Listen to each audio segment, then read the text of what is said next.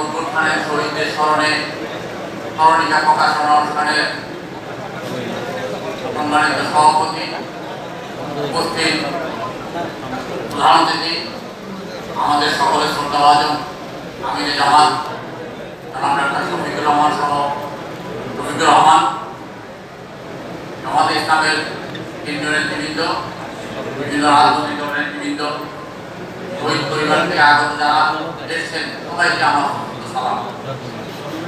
আজকে এই শহীদদের রক্তের বিনিময়ে আমরা একটা নতুন বাংলাদেশ পেয়েছি। এই শহীদদের চিরস্মরণীয় করে রাখার জন্য বাংলাদেশ জামাতে ইসলামী যে উদ্যোগ গ্রহণ করেছে, এই উদ্যোগকে অত্যন্ত শ্রদ্ধা এবং স্বাগত জানাচ্ছি। জামাতে ইসলামী বাংলাদেশ তারা বাংলাদেশে ঘুরে ঘুরে শহীদদের প্রতি যেই সমবেদনা জানাচ্ছেন এবং আহতদের চিকিৎসার জন্য কাজগুলো করছেন, তার জন্য তাদেরকে ধন্যবাদ জানাচ্ছি। আমরা শুরু থেকে এই সরকারের শুরু থেকে বলে এসেছি, যারা আহত হয়ে আজকে হাসপাতালে কাতরাচ্ছে, হয়তো সবাইকে বিদেশে পাঠানো সম্ভব নয়, কিন্তু আপনার বিদেশ থেকে ডাক্তার এনে আপনার চিকিৎসা করা। বারবার বলেছি 6 মাস পরে কয়েকজন ডাক্তার এনেছেন, যেটা তারা ক্ষমতায় যাওয়ার 6 দিনের মাথায় করা ছিল।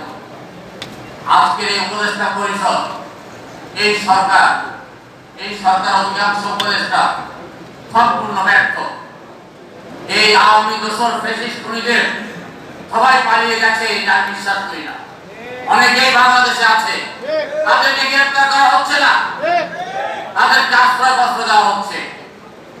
আপনারা বলছেন সরকারের কথা, গত 6 মাসে এই সরকার কোথায় কোন সরকারটা করেছে আপনারা বলেন?